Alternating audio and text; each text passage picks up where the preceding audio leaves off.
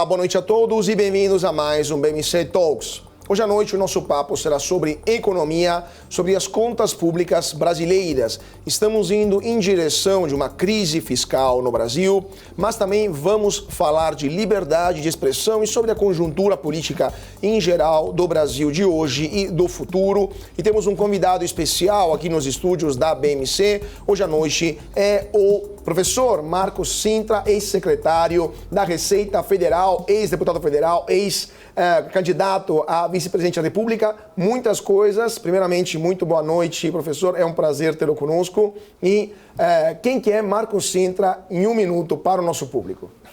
Boa noite, Carlos. A primeira coisa que você já revelou para todo mundo é a minha idade. Quando a pessoa começa a dizer foi isso, é porque a pessoa já está bem avançada. Eu sou um economista, com formação totalmente no exterior. Eu fiquei nos Estados Unidos durante 15 anos praticamente, fiz graduação, 2 mestrados e doutorado na Universidade de Harvard nos Estados Unidos. Voltei ao Brasil e prestei concurso na Fundação Getúlio Vargas, onde eu sou professor titular e atual vice-presidente da instituição. É a única atividade que é profissional, não é, com carteira assinada que tenho.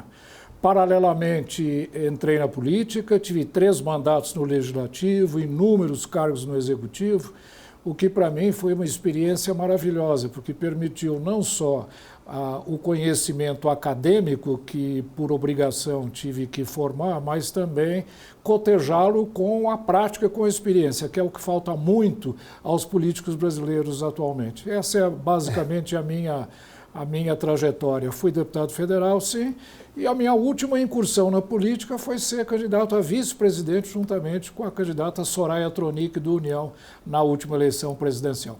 E também uma das suas contribuições mais relevantes e também mais famosas, né, para o pensamento econômico brasileiro é a questão do imposto único, né? O senhor sempre foi um grande defensor, o elaborador da ideia, o pensador da ideia do imposto único. Inclusive temos aqui um livro que o senhor escreveu em inglês, um livro sobre, entre outras coisas, o imposto único, Banks and Transactions Pathway to the Single Tax Ideal, ou seja, transações bancárias, um caminho para a ideia do imposto único, nessa proposta que foi apresentada durante a sua permanência, durante o seu mandato como secretário especial da Receita Federal, acabou não sendo implementada, mas ainda é algo de discussão no ambiente, no mundo econômico, como uma das questões para resolver, uma das propostas para resolver a crise fiscal no Brasil. Iniciando justamente sobre esse ponto, professor, o Brasil hoje está vivenciando um problema de gastos públicos fora de controle. Temos uma revisão da meta fiscal que acabou de ser anunciada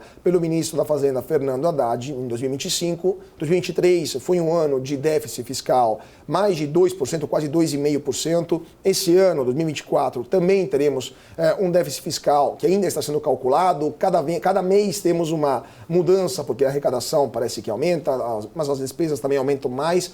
Temos, então, uma previsão de ano que fechará no vermelho. O ano que vem também fechará no vermelho, porque mesmo a meta com déficit zero, temos aquela margem para baixo de 0,25. Então, é possível que teremos 30 bilhões de reais de déficit. E 2026, ano eleitoral, a gente pode excluir a priori que teremos um ano normal do ponto de vista das contas públicas. Para onde está indo a trajetória das contas públicas brasileiras no médio e no longo prazo, na sua opinião? Olha, essa é uma questão extremamente complexa, mas para responder essa questão, eu não vou me ater a números e nem a previsões, o que está acontecendo, qual é o déficit esse ano, qual é o déficit previsto para o ano que vem, mas sim a percepção do governo com relação à importância da questão fiscal. Isso é o que realmente diferencia setores públicos, é o que realmente diferencia a visão que economistas têm do processo econômico. Vejam, em primeiro lugar, a questão tributária e a questão de termos metas pré-fixadas acabou virando um tabu que não é respeitado. Então, nós temos metas que são alteradas ao sabor dos acontecimentos, uma hora elas são aumentadas, outra hora diminuídas, agora elas são alteradas também com muita frequência. O que isso significa? Isso significa que não existe uma predisposição para dar à questão fiscal a importância que a questão fiscal tem. Um dos grandes motores do processo inflacionário, um dos grandes motores também da percepção que o mundo tem acerca de um país, é o adimplemento das suas contas, a possibilidade que ela tem, que esse país tem, de saldar os seus compromissos acumulados através das suas dívidas.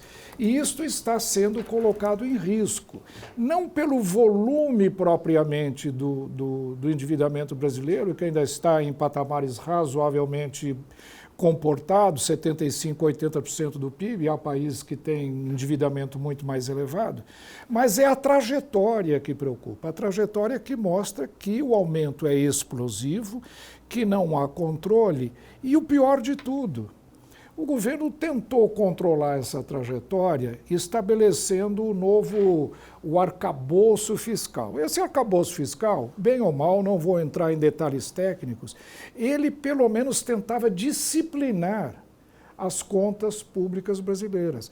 Esse disciplinamento está desaparecendo. Por quê? Ele estava baseado todo no aumento de receitas e não no corte de despesas ou no equacionamento entre receita e despesa. E o governo agora descobre que não tem mais como explorar novas fontes de arrecadação e que, portanto, a única solução é reduzir a meta. Ou seja, deixar o endividamento crescer e, com isso, ter todo o subproduto negativo e com endividamento não controlado pode causar. Segundo aspecto que eu queria chamar a atenção, a questão do inadimplemento possível do governo relativamente às suas contas, de novo, é uma visão equivocada do governo. Por quê? Ao tentar aumentar a arrecadação, o governo só pensou em aumentar a tributação sobre os atuais contribuintes. Ou seja, aumenta a carga tributária, tributa dividendo, começa a tributar fundo exclusivo, aumenta a alíquota disso e daquilo, faz uma reforma tributária que depois eu faço críticas muito fortes ao processo, mas tudo isso significa tributar mais os mesmos. E o Brasil tem um fenômeno que nós estamos começando a ver com muita clareza agora, que é a economia subterrânea que se agiganta no país. É a economia informal, que, segundo o próprio IBGE, está em torno de 20% do PIB. É a economia da elisão fiscal, ou seja, a sonegação legal através de brechas do sistema. É a sonegação aberta, descarada, contrabando. E o pior de tudo, cara, o crescimento incontrolável do crime organizado, que está hoje assumindo proporções alarmantes no país. Eu acredito que, somando tudo isso, nós temos 30% da sociedade brasileira ou dos agentes econômicos brasileiros fora do universo tributário. Eles não estão sendo alcançados por impostos convencionais e, por isso, o governo está dando tratos à bola agora para ver se consegue arrecadar mais daqueles 70% ou 65% que já estão contribuindo, quando está aí evidente que a saída é alcançar a economia informal, alcançar a economia subterrânea. E a grande pergunta, como fazer isso? Fiscalizando? Botando multa? Botando o exército na rua? Correndo atrás de boi, como aconteceu no Plano Cruzado? Não, nada disso. Mudando a mentalidade tributária e começando a usar tributos modernos, tributos tecnológicos, como foi a antiga CPMF e como é a tributação sobre a movimentação financeira. Essa é a movimentação que alcança todos, a economia formal e a economia subterrânea. Aí estaria, sim, a solução para o drama fiscal que nós estamos vivendo. Pois é, antes de chegar nesse ponto interessante, esta proposta, né, que é o debate, de fato, sobre como alcançar esses concões do Brasil que não são nem no radar da Receita Federal, mas do ponto de vista dos números, se a gente pegar, por exemplo, as pessoas que têm carteira assinada no Brasil e os trabalhadores que não têm carteira assinada, na verdade, não é 70-30, é o oposto, é 30-70, porque temos 37 milhões de brasileiros com carteira assinada e uma força de trabalho de mais de 100 milhões de brasileiros. Ou seja, na sua opinião, professor, hoje temos mais pessoas atuando no mercado informal, no submerso, na ilegalidade no Brasil, do que de fato pessoas que são trabalhadores formais que pagam FGTS, que pagam INSS e, portanto, contribuem para as aposentadorias deles e de quem já está aposentado, pagam imposto de renda. Temos a maioria dos brasileiros hoje estão atuando fora da formalidade trabalhista, fiscal, tributária, etc.? Olha, eu não diria que a maioria, mas eu acho que uma parcela crescente da sociedade, que já é grande, está, sim, atuando, se não totalmente, parcialmente fora da formalidade estrita. Isso é uma ameaça gigantesca ao país. Primeiro, porque, veja, e aí você aborda uma coisa muito interessante. O mercado de trabalho no mundo está mudando, a uberização, o trabalho independente, os contratos de trabalho. Esse tipo de contrato de trabalho não é alcançado pela legislação, por exemplo, da nossa Previdência. Portanto, o sistema previdenciário brasileiro ainda é financiado em grande parte pelo mercado de trabalho formal, que está se desintegrando. É por isso que a Previdência está falida.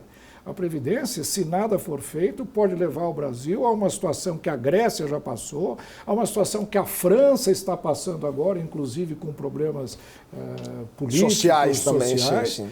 Mas isso tudo é a falta de visão, é a sociedade ainda achar que são os tributos convencionais, as formas de trabalho convencionais que se aplicam. E não está mais isso hoje, não deve estar no radar, como você usa essa expressão, das autoridades tributárias. Elas devem buscar a modernização e o ajuste do sistema tributário ao mundo contemporâneo, ao mundo digital, que é completamente diferente. Então, nós temos, por exemplo, situações como essa. A Previdência pode quebrar. Por outro lado, a Previdência, ela, de certa forma, ela substitui, é o grande foco de poupança nacional.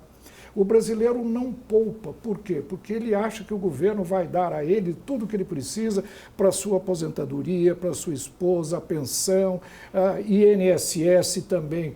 Aliás, o sistema securitário, né? Não é só a Previdência, mas a Seguridade, a saúde, enfim, o Estado dá tudo através do pagamento de impostos. Consequentemente, ele não poupa.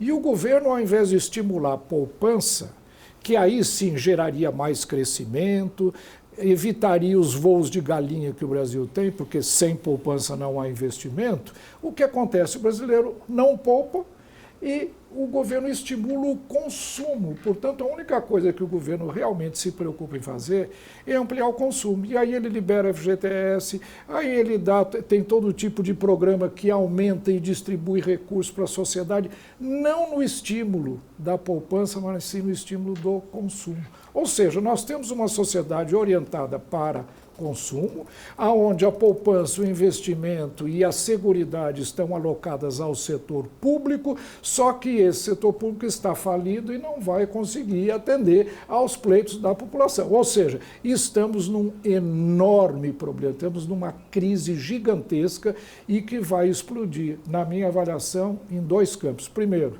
no desequilíbrio fiscal orçamentário, esse que nós estamos falando. O governo, para viabilizar a reforma tributária, eu vou usar uma expressão forte, ela praticamente subornou governadores e prefeitos com um fundo ou com fundos de compensação que vão custar à União em 10 anos 700 bilhões de reais. Nós já temos déficits e o governo fica aí andando esquartejando em todo tipo de espaço que ele tem, aonde ele vai buscar arrecadação, 10, 20, 30, e ele compromete 700 bilhões numa reforma tributária. Ou seja, a trajetória é horrorosa. Nós temos, sim, uma crise fiscal em andamento, essa é evidente, e uma crise da Seguridade Previdenciária, que é mais grave ainda, porque ela afeta, inclusive, direitos adquiridos, e que pode explodir a qualquer momento. Só para terminar, antes de passar para a crise fiscal e essa visão do PT de gastar e arrecadar, né? Se tem gasta e taxa. O senhor falou que uma das propostas, né? O senhor falou que do jeito mais fácil, mais eficiente, ou quiçá o único jeito para resolver essa situação, da informalidade e da não capacidade das autoridades de colocar no radar essa economia informal seria imposto único, ou seja, o imposto sobre todas as transações financeiras. Só telegraficamente para a gente entender, mas se a informalidade por sua definição, não declarável, dificilmente a pessoa que ganha algo de forma no mercado informal vai colocar isso no banco, vai depositar esse dinheiro no banco para não ser interceptado justamente pela Receita, que hoje é informatizada. Então, isso não incentivaria ainda mais o uso do dinheiro em espécie, volta dos cheques, que sabe, ou qualquer tipo de ilusão, até do sistema bancário formal, com outros problemas, aumento de custo da emissão monetária, risco de seguranças. No final das contas, e faço a provocação, o imposto único resolveria de um lado, mas criaria outro problema de aumentar o uso do dinheiro em espécie e reduzir as transações financeiras? Olha, Carlos, em realidade, eu não estou falando de imposto único. E também, quando estava no governo, não falamos em imposto único. Nós falamos num dos elementos da ideia do imposto único, que seria um tributo, o uso de um tributo sobre movimentação financeira, que é um elemento central da ideia do imposto único.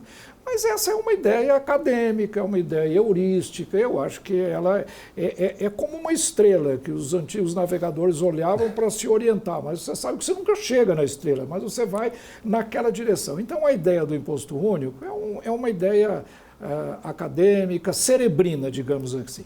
O que eu preconizo é o uso de um tributo sobre movimentação financeira complementarmente ao atual sistema. Nós não precisamos eliminar todo o sistema tributário brasileiro e ter o imposto único, mas sim colocar esse tributo no rol dos tributos, no rol, digamos, na prateleira dos tributos que poderão ser utilizados no Brasil. A vantagem desse tributo é muito grande, como eu falei para você. Todo mundo paga.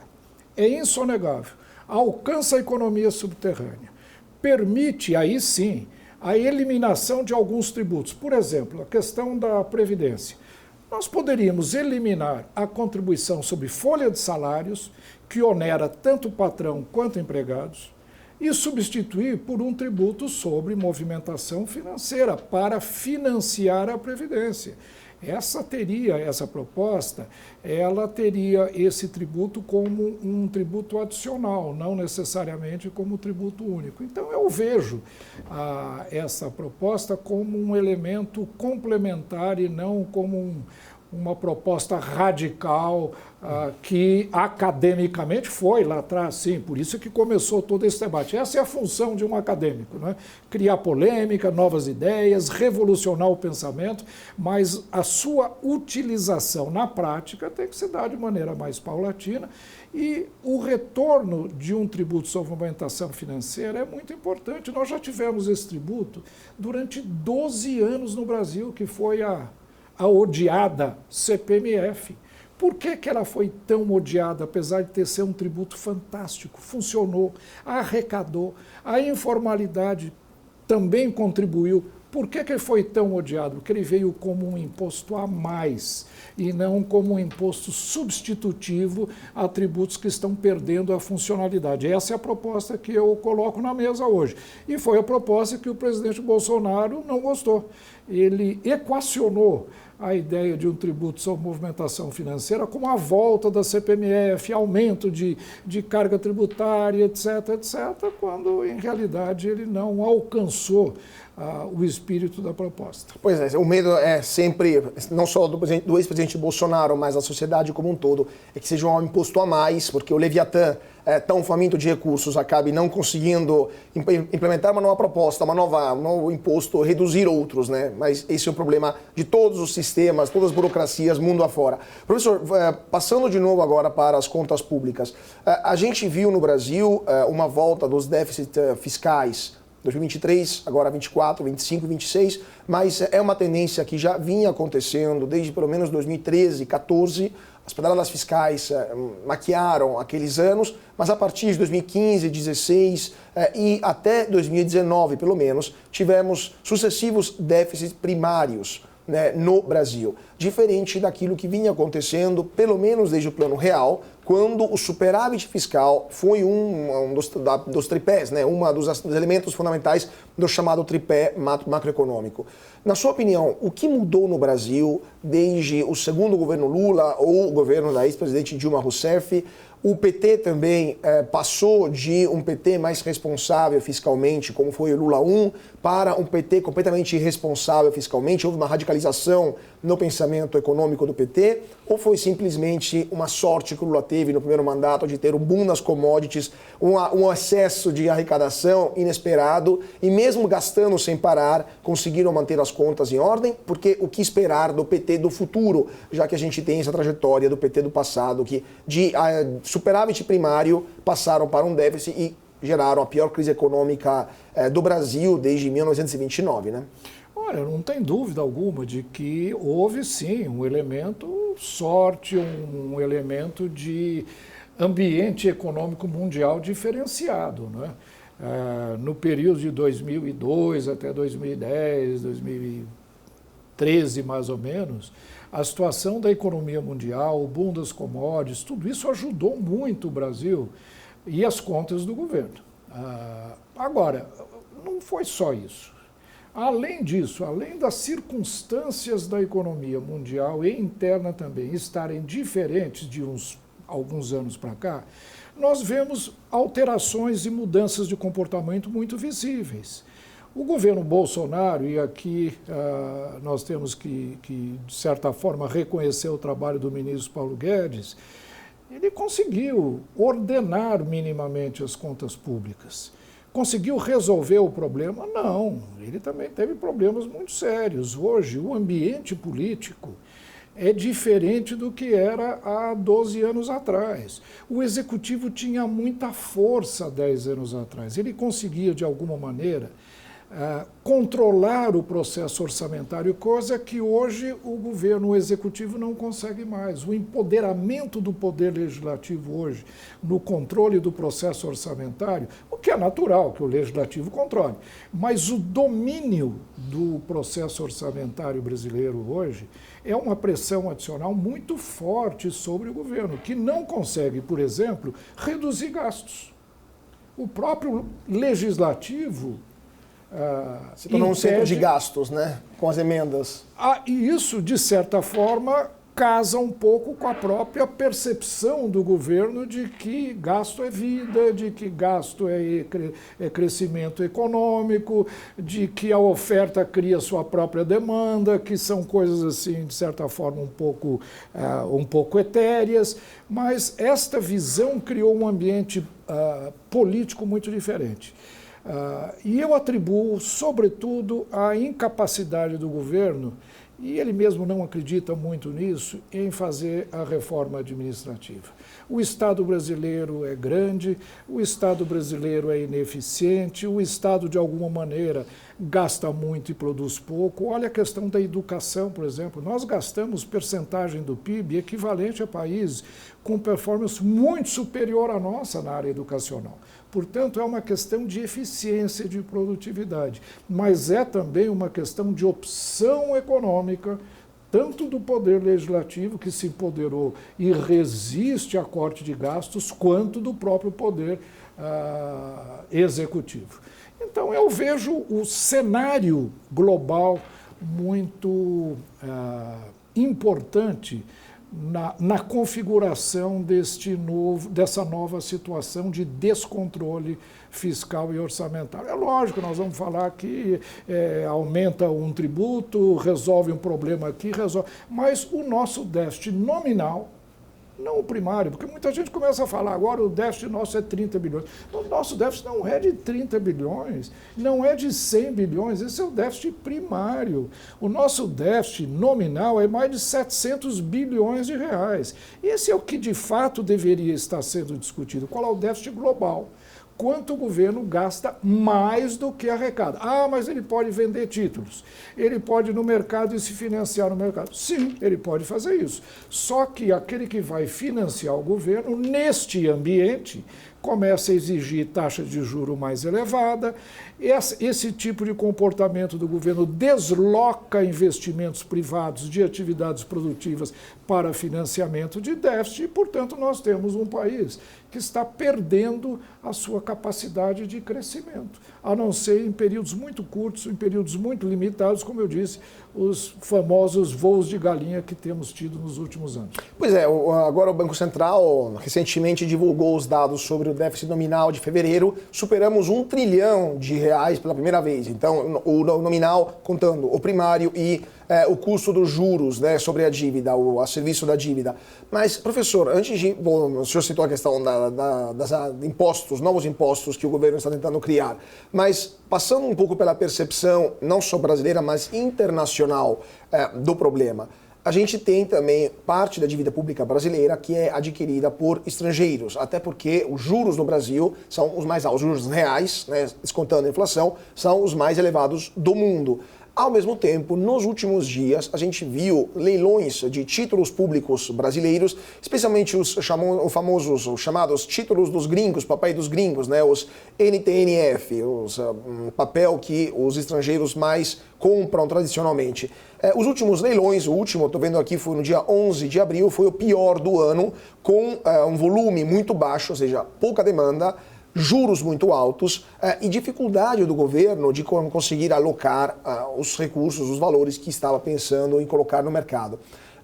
O senhor acha que os estrangeiros estão começando a perceber que o Brasil é um mercado arriscado, não é só um mercado emergente, mas a gente com risco maior do que o prêmio que ele está pagando? O Brasil já está tendo uma redução dos investimentos diretos estrangeiros, no ano passado caíram 17%, os estrangeiros estão saindo da Bolsa de Valores, agora em abril temos mais de 25 bilhões de reais de defluxo de estrangeiros da Bolsa de Valores, ou seja, esse risco fiscal da qual estamos discutindo hoje aqui no Brasil, já está sendo percebido em Nova York, em Londres, em Frankfurt, em Tóquio e em outros mercados internacionais? Olha, eu não tenho dúvida nenhuma de que a descrição de todos esses fatos que você acabou de fazer comprovam esta crescente, não diria desconfiança, mas perda de interesse na economia brasileira por parte dos investidores estrangeiros, seja em papéis, seja em investimentos diretos, que estão decrescendo em direção ao Brasil. Agora, veja, essas são flutuações que eu acho que, evidentemente, acontecem periodicamente. O Brasil nunca foi um país onde o risco pudesse ser considerado prime, o Brasil sempre teve um risco grande e essas oscilações acontecem. Por quê? A principal razão, no meu ponto de vista, primeiro é a questão fiscal, como eu acabei de escrever, e segundo tem a questão geopolítica. O engajamento também do nosso governo numa direção, digamos, contrária aos países que são os nossos grandes parceiros comerciais, ela está começando a gerar impactos muito fortes na percepção que os estrangeiros têm acerca da solidez, da segurança e da democracia brasileira, né? A questão que está agora, né, abalando todo o relacionamento do Brasil com a comunidade política internacional e judiciária internacional, do Elon Musk com o nosso Supremo Tribunal Federal, essas coisas vão minando a crença e a confiança que o estrangeiro tem no país, porque nós estamos vendo o que aconteceu em países como Venezuela. Há 50 anos atrás era um país rico, hoje o que virou, né?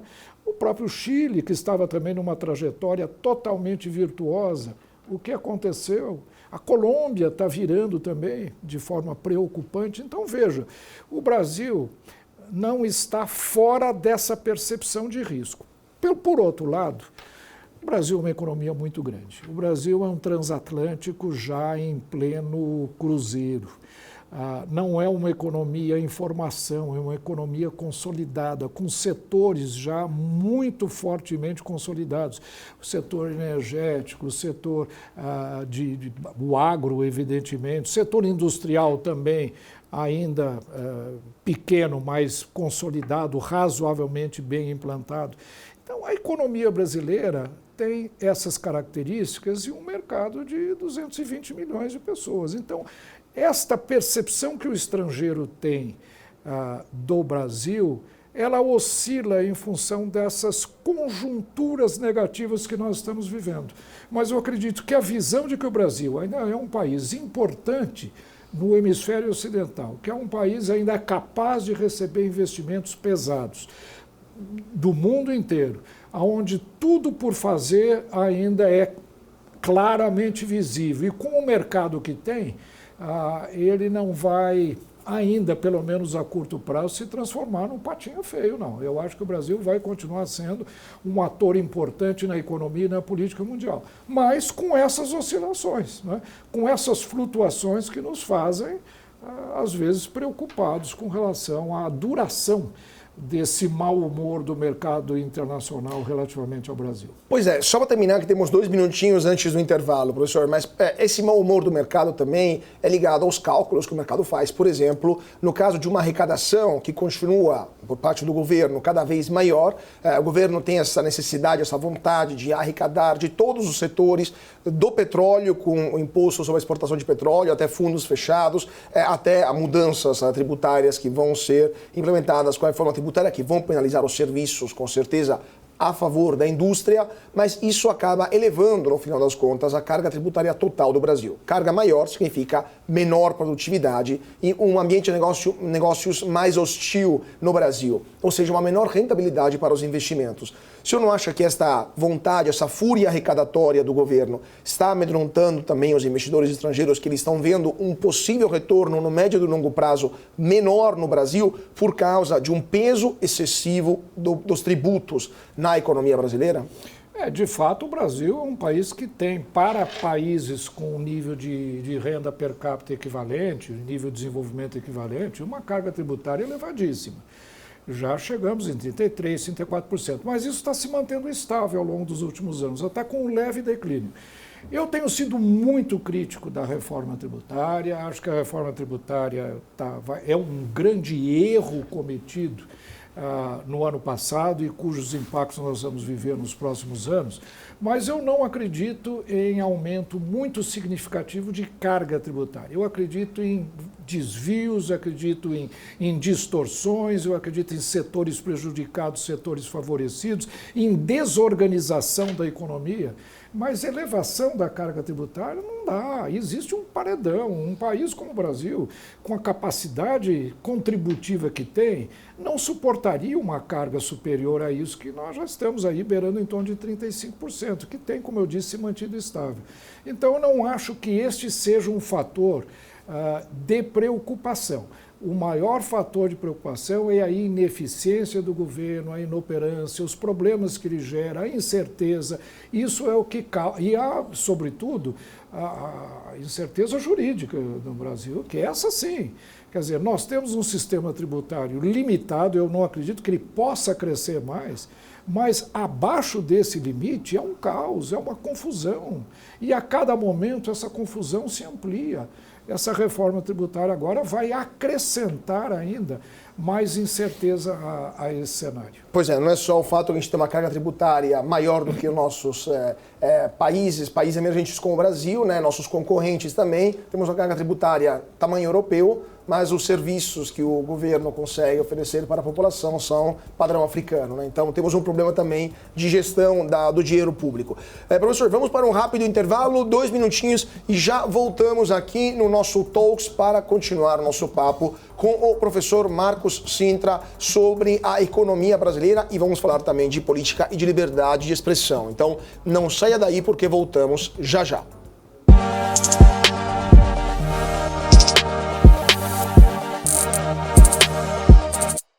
E de volta para o nosso segundo bloco aqui do BMC Talks. Hoje à noite o papo é sobre a economia brasileira e também qual é o cenário político e perspectivas políticas para o Brasil no futuro. Estamos aqui com um convidado especial, o professor Marcos Cintra.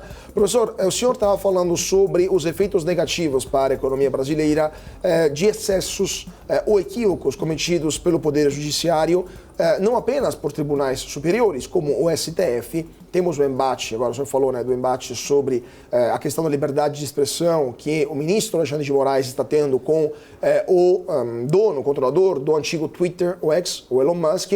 Isso está criando um problema de imagem muito grave ao Brasil lá fora, especialmente com investidores internacionais. Mas eu queria também lhe perguntar, além desse problema de liberdade de expressão que temos no Brasil, e o senhor foi também uma das vítimas dessa questão, o senhor não acha que também temos um problema nas cortes inferiores, ou seja, da primeira, segunda instância, em decisões mais ligadas ao dia a dia econômico? Por exemplo, o fato que qualquer tribunal do trabalho de primeira instância reconhece um vínculo trabalhista entre um motorista de aplicativo ou um entregador de moto e o aplicativo, a empresa, mesmo não havendo vínculos.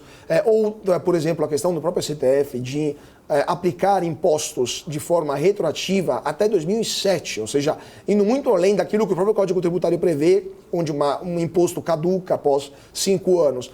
Então, a atuação até o próprio CAD agora, ou o próprio CARF, aliás, que está dando muito mais vitórias para o governo, com mudança do voto de qualidade, do que para os contribuintes. Então, na sua opinião, o judiciário brasileiro está se tornando um problema para o Brasil em termos não apenas jurídicos e políticos e de liberdades, mas também problemas econômicos, ou seja, nosso voo de galinha é de galinha porque temos um peso que traz para baixo chamado Poder Judiciário? Esse é um fato novo que está acontecendo no Brasil agora, nos últimos anos, que é o crescimento da participação do Poder Judiciário na política e na economia. Coisa absolutamente surpreendente, porque o Poder Judiciário deve ser sempre o juiz, ele não deve atuar, ele não deve de forma alguma intervir nas atividades econômicas e políticas de um país. Agora, o Brasil, como todo mundo sabe, não é para amadores mesmo, é um país muito complexo e nós temos uma Constituição que não só é gigantesca, mas ela também cresce a passos largos, como acabou de acontecer agora, quando mais de 40 páginas foram acrescidas na reforma tributária. Então, veja, isso tudo, estando na Constituição, remete ao Supremo Tribunal Federal, que é o tribunal que faz o controle da constitucionalidade. Então, a própria visão ou a função que esse tribunal tem acaba sendo de ser o receptáculo de todos esses problemas que surgem e pipocam em todos os lados da economia, porque a nossa Constituição fala em tudo, ela chega a detalhes para dizer que hortaliças têm que ter uma tributação especial, e usa o termo hortaliças na Constituição brasileira. Então, esse tipo de coisa explica, de certa forma, o crescimento do Poder Judiciário. Por outro lado, nós temos o empoderamento do Poder Legislativo, um relativo enfraquecimento do Poder Executivo em política, e o Supremo Tribunal Federal, o Poder Judiciário tem uma função política também, sempre tem, acaba ocupando esse espaço. Eu acho que está sendo muito prejudicial ao país, porque estão havendo excessos, não é? A questão toda começou com a urna eletrônica. Por exemplo, o debate ele surgiu, por exemplo, entre o governo passado do presidente Bolsonaro e o próprio Supremo Tribunal Federal com relação ao voto impresso, que não era a substituição da urna eletrônica pelo voto impresso em papel, enfiadinho dentro da urna, mas sim o voto eletrônico, como existe hoje, com o registro também em papel do voto.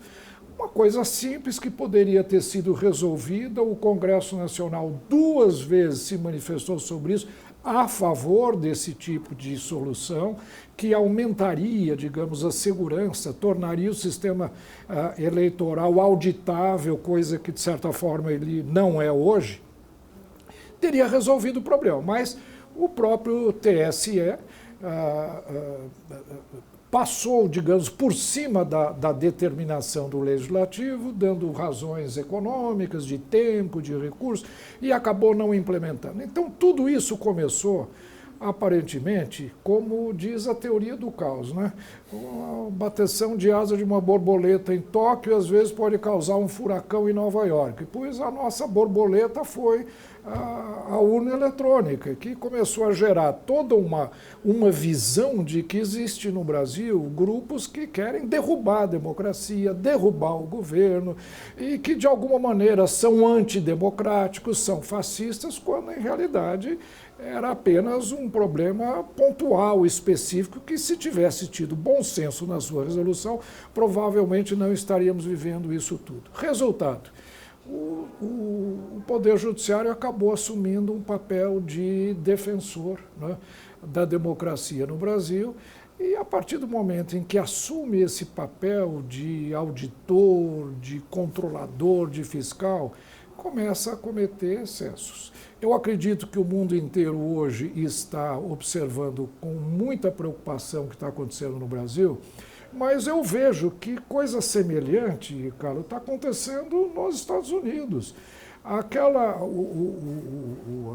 invasão do Congresso Nacional praticou atos muito semelhantes a esses que foram praticados aqui, onde verdadeiros grupos de mais de 200 ou 300 pessoas estão sendo processadas e eventualmente condenadas em blocos, sem, enfim, o cumprimento do devido processo legal.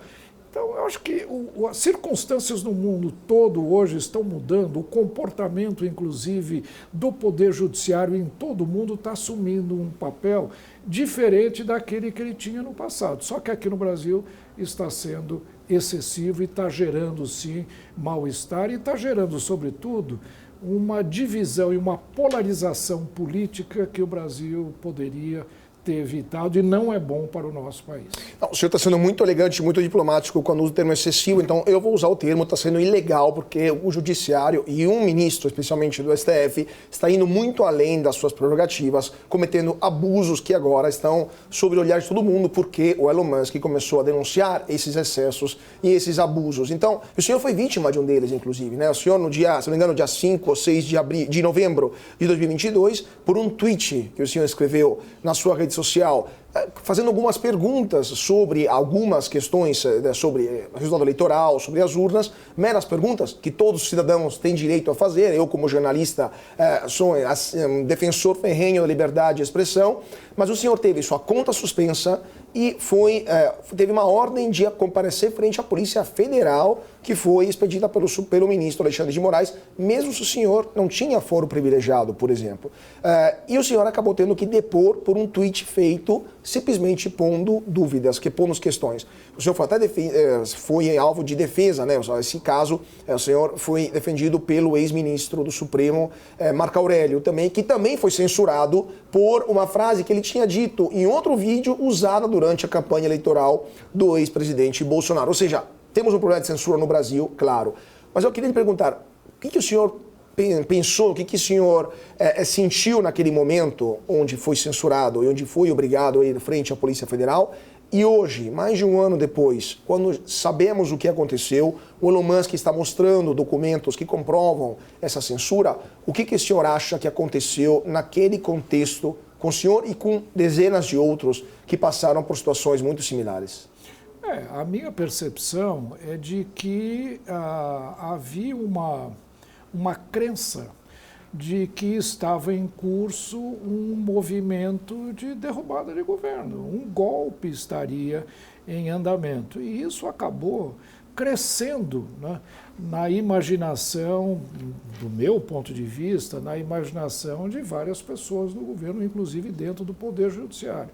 Então, para eles, foi um processo de defesa da democracia, de defesa contra aqueles que estavam, de alguma maneira, planejando um complô, uma derrubada do governo, e isso leva a excessos, né? Quer dizer, se teria sido realmente um fato grave, se pudesse comprovar de que esses grupos estavam planejando e executando alguma forma violenta e antidemocrática de substituição do governo.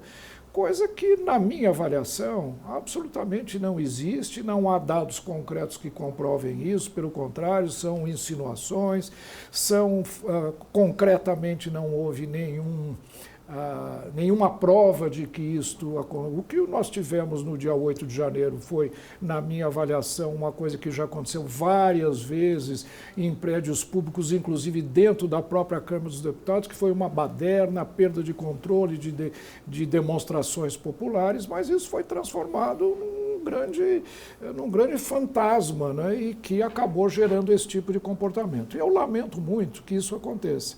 Eu sinto hoje no Brasil que a liberdade de expressão está em risco. As pessoas hoje pensam duas vezes antes de escrever alguma coisa, seja na mídia social ou até mesmo para falar num programa como esse aqui, não é num programa, lógico, nós estamos na mídia social também, mas isso é muito ruim, porque sem liberdade não há, evidentemente, possibilidade do indivíduo oferecer o máximo que ele pode a si mesmo e à sociedade.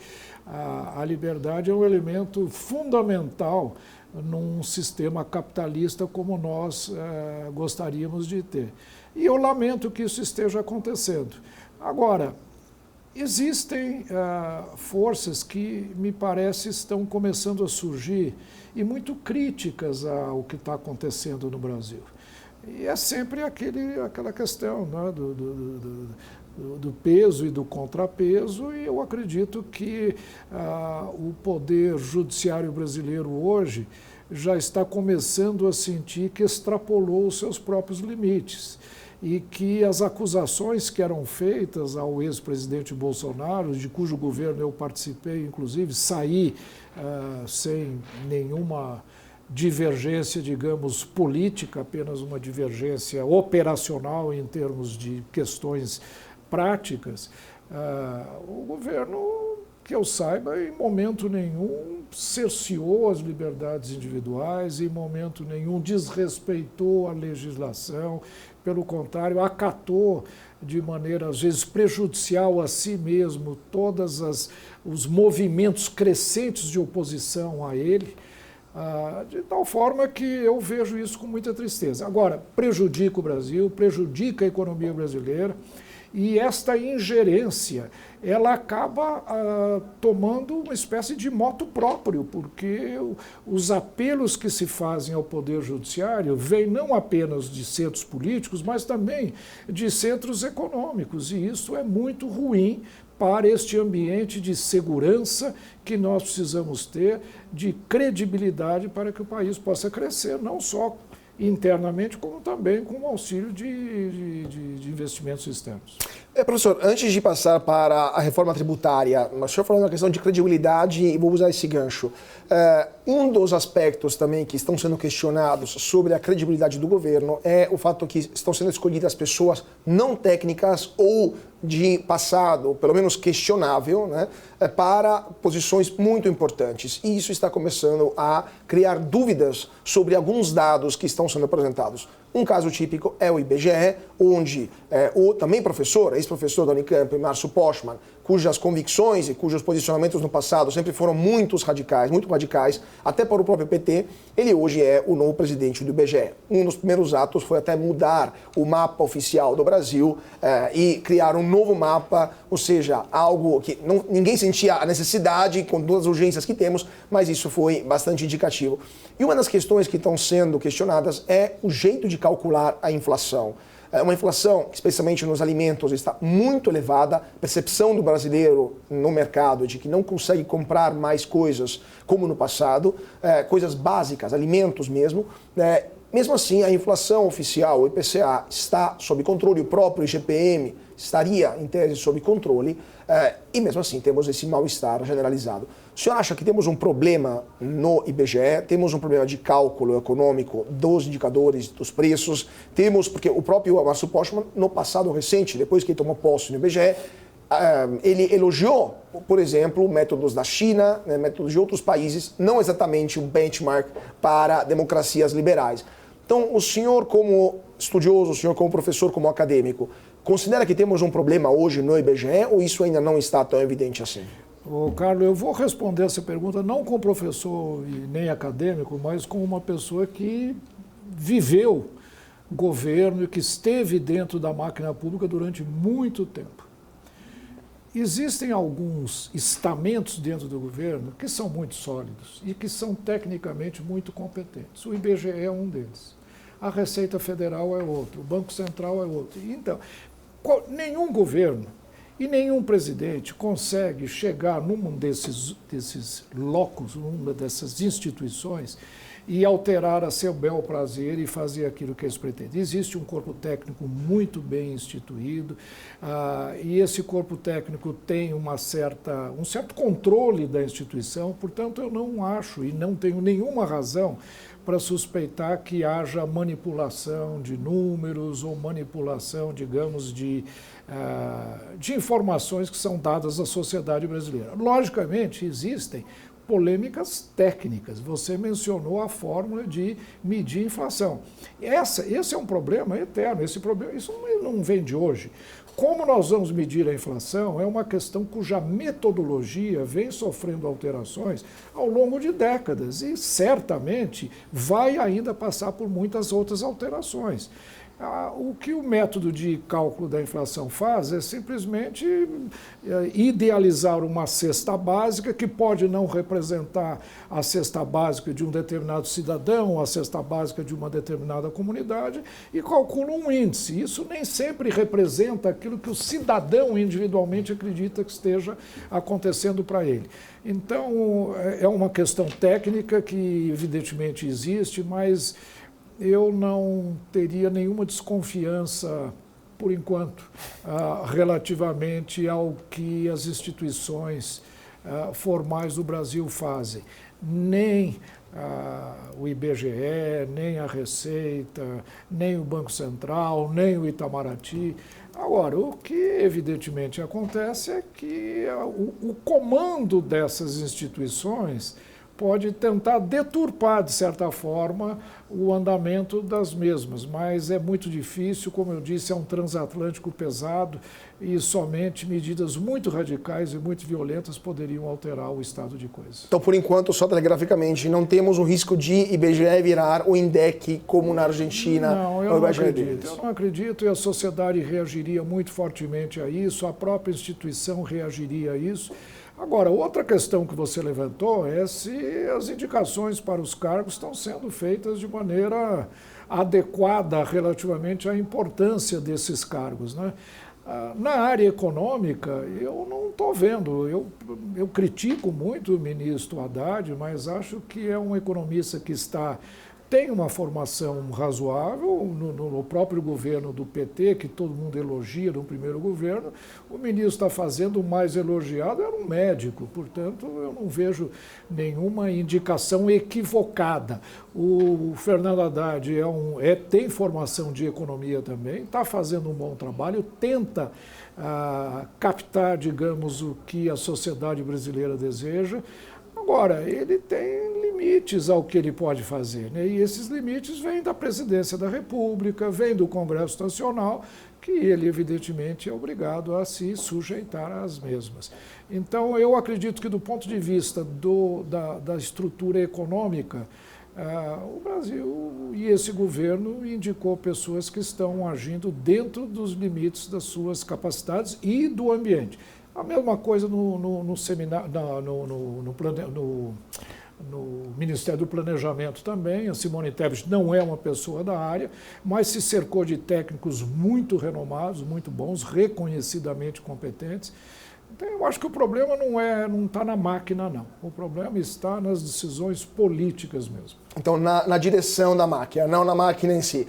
Professor, agora falando um pouco nos nossos últimos minutos sobre a reforma tributária. O senhor, como já antecipou, é um forte crítico à reforma tributária. A criação de um IVA, aliás, 2 IVAs, um IVA dual, no modelo já aplicado em alguns países europeus, na maioria dos países europeus. Na verdade, lá só tem um IVA com vários escalões. Aqui teremos 2 IVAs, porque o Brasil é uma federação. Teremos também esse fundo de compensação. Ainda não sabemos quanto será o IVA, Já o fato por si só que a reforma tributária foi colocada em Constituição, somos o único país do mundo que tem uma reforma tributária não como lei ordinária e sim como parte da Carta Magna, mas quais são as maiores críticas, quais são os maiores pontos que, na sua opinião, levarão essa reforma tributária a criar mais problemas do que soluções para a economia brasileira? Carlos, o maior problema, do meu ponto de vista, é a estrutura federativa do Brasil. Porque nós temos uma federação de 3 andares, onde existe a União, os estados e os municípios, que têm competências constitucionais tributárias. Então, é uma Constituição é uma federação extremamente complexa. Primeiro comentário. Segundo, ajustar um IVA, um Imposto sobre Valor Agregado, em países federativos é naturalmente complexo. Por quê? Porque o IVA é um tributo cujo DNA é próprio para países unitários e não para países federativos. E o Brasil não só é um país federativo, como é um país federativo com 3 andares. Então, o que acontece? Nós tínhamos IVAs.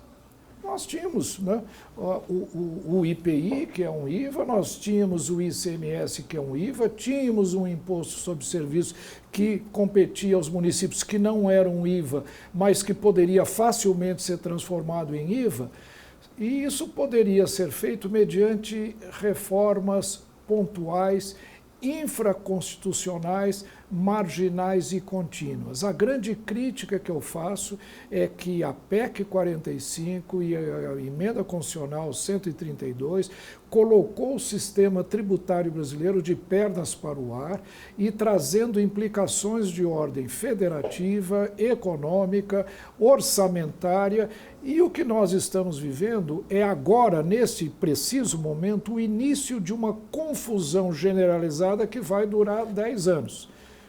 Explico. O governo não apresentou ainda as suas leis complementares que vão regulamentar a reforma tributária. Fez um projeto a 7 chaves, sem transparência, sem discussão com a sociedade. A sociedade reagiu. Hoje, uma frente de mais de 5 frentes parlamentares extremamente poderosas apresentou 11 projetos de leis complementares para regulamentar a reforma tributária. Resultado, vai haver um embate desnecessário. Nós não sabemos o que o governo pretende. Já houve antecipação de poderosas frentes parlamentares fazendo as suas propostas. O conflito vai ser enorme, portanto, nós estamos entrando num momento de grandes conflitos tributários e que vão se alongar não só nesse ano, como, se algo for realmente implementado, eu acho até que pode haver alterações profundas, nós vamos entrar num período de 10 anos de grandes incertezas. E aí nós estamos voltando ao grande ponto. Como é que o brasileiro e como é que o mundo vê as incertezas agora, não só políticas, judiciais, mas também econômicas, causadas desnecessariamente pela reforma tributária.